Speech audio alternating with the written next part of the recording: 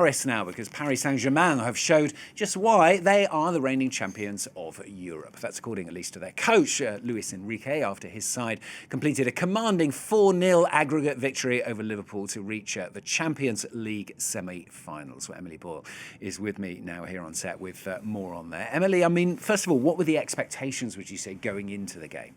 Well, the expectations were quite high both for Paris and for Liverpool. Paris, obviously, going into that game 2-0 up after the first leg. They put in a hugely dominant performance at the Parc des Princes in Paris a week ago. And Liverpool playing at home in Anfield. They were hoping the so-called Anfield effect might help them make a remarkable comeback. But in that first leg, Liverpool barely touched the ball. In fact, their possession, I think, was something like 26%. I don't think they even had an attempt on goal. So Slot changed his tactic. He switched his back five to a back four, and of course we saw the return of Swedish superstar Alexander Isak. Now Luis Enrique, though, didn't touch his starting 11, because why would you start your touching 11 when you have that lineup, as PSG is just one star after another? How did it all unfold then?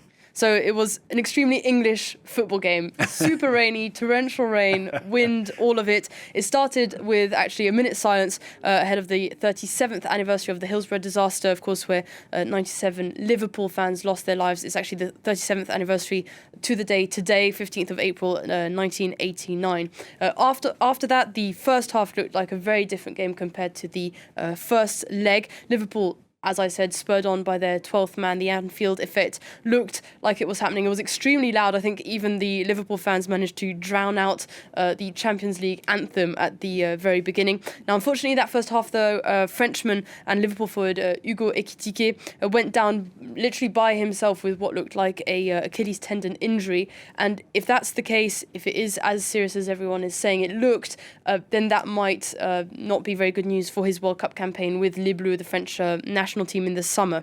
Anyway, he was stretchered off, and in came Mo Salah, of course, to very, very loud cheers, the Liverpool legend. That was really nice to see, because he didn't even get a minute in the first leg of that game, so really lovely to see him there.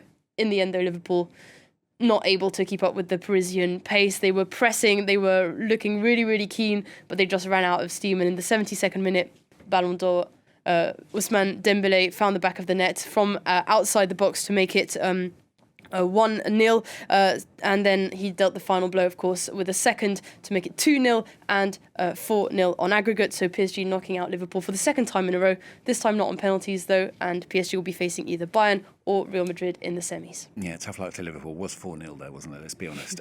Another quarterfinal game last night as well. This is Atletico Madrid. They face Barcelona. Yeah, so Atletico Madrid managed to pull off a heist, basically, last week. They went to Barcelona in the Camp Nou. They won 2-0. They were looking really good, and Barcelona were looking to steal Atletico Madrid's thunder. Of course, Lamine Yamal scored in the 4th minute, capitalising on a defensive mistake, and 19 minutes later, his teammate Ferran Torres made it 2-0. So that meant that on aggregate it was 2-2, still all to play for, and I think that was enough to scare Atletico Madrid into taking action, because Ademola Lookman scored a few minutes later to get the advantage back again, and that's where the score basically stayed. So it was 3-2 on aggregate, meaning that Atletico move forward, and they'll be facing either Arsenal or Sporting in the semi-finals. And more excitement, if you're into football anyway, to come this evening.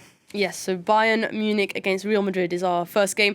Bayern won 2-1 in Madrid last time. And actually, Bayern Munich-Real Madrid is the Champions League most repeated fixture. They've met 30 times, and historically there's not much in it, I have to say. Real Madrid lead the head-to-head 13 wins to 12.